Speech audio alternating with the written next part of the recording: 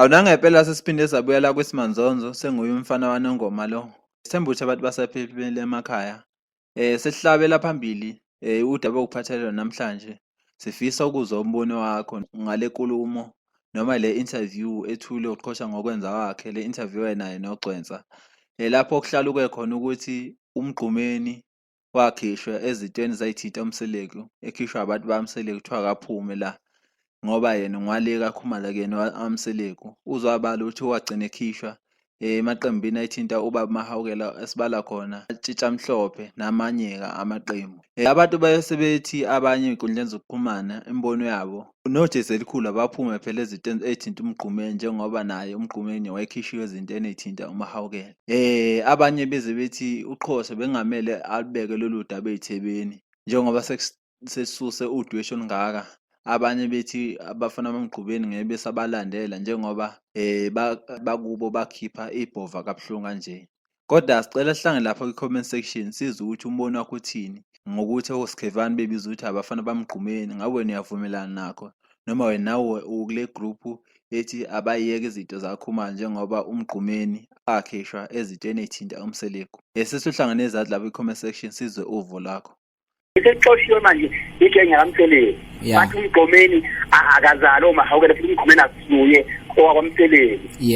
Mina lesi sikhathi ngangazi ukuthi waMseleku kwavela lapho futhi uMgqumeni kanti wakakhumalo, uyabona. Le genge simbandlulula, uyabona. Sehlabela phambili olunye udaba okudonsela lona lokuthi uMkhuzana Fwapungose wamemezela qala unyaka ukuthi khona umfana angase amfake e-studio. Umfana omncane uthi kahlahla ubhuti wakho omncane kuye. Uthi ngonyaka ondlule lo mfana weza kuye wathi bhuti, ela ungiphe isiginci ngoba wena uneginci eziningi.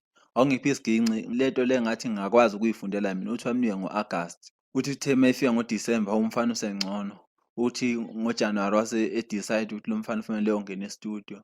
Igama lomfana ke uMkhulekelwa Pungose. Size satshena futhi ukuthi isingili yakhe iyeza maduze nje njengoba bese studio manje. Awabukela ama-video alomfana lo sukela ngonyaka ondlule kuze kube manje uzwe ukuthi lo mfana ikhono likhonani.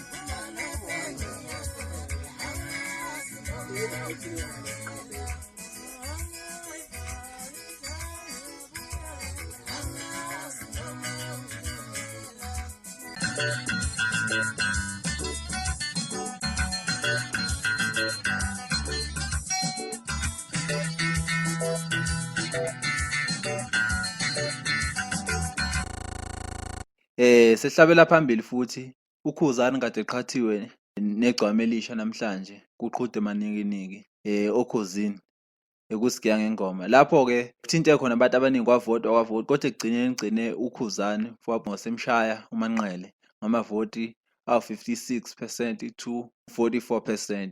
Lapho okwenze ukuthi u-Ali Mfwamgube njengoba sazi u-Ali ukuthi naye usegadla egcwama elisha. Ngesikhathi edliwe u-Ali ngivele endlule lajabula igcokama. Kube segeyiwe u-Ali ke jabule eqephuza ethi washawa naye futhi uManqele namhlanje. Wabuke amavidiyo tholele wona ey'nkundleni zokuxhumana. Ngumva amahlobo ke hawu ake ngehle ubonda njengesicaphucaphu. Ngiyabonga.